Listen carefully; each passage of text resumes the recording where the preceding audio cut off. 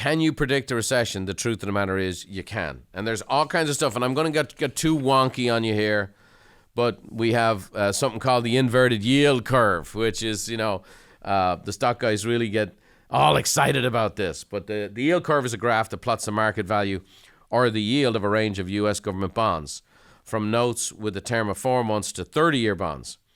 And when the economy is functioning normally, yields should be higher on long-term bonds. But when long-term yields are lower than short-term yields, it shows that investors are worried about a recession.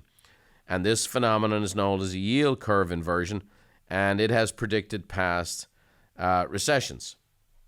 And so one of the biggest stories over the past few weeks has been the inversion of various points on the U.S. Treasury yield curve. And so, again, that's one of the indicators. Consumer confidence is another example of predicting a recession. And consumer spending is still the main driver of the U.S. economy. And again, this is unique because people still have a lot of money. I just came back from a vacation in Hawaii. The airports were jammed. You couldn't get a rent-a-car. Again, pent-up demand. People couldn't travel. People are traveling now. People have money. However, people in the back of their minds know that things are changing. People are already start to feel a little apprehensive about the long-term viability of what they're going to spend. They're going to go on their vacations this summer, and that's why I don't think you'll see the second quarter drop. There's money still in the system. Everybody's doing fine.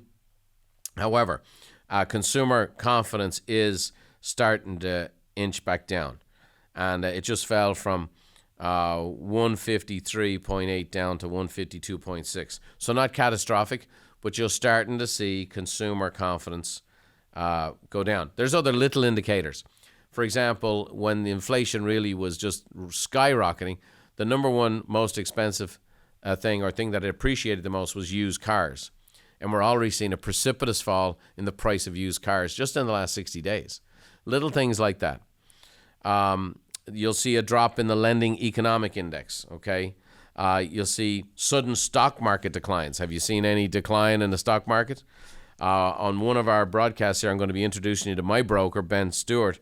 And Ben Stewart's advice to people has been, just don't look at your stocks for the next 90 days. The next 4 or 5 months, just chill out, relax. You own good stuff, just relax. And I think he's right, because we've had some big pullbacks. Rising unemployment. And again, I'm going to talk about unemployment and how strange the employment market is right now. And those are all indicators of recession. And that's why I say, I believe we're heading for a recession. I believe it's going to be mild.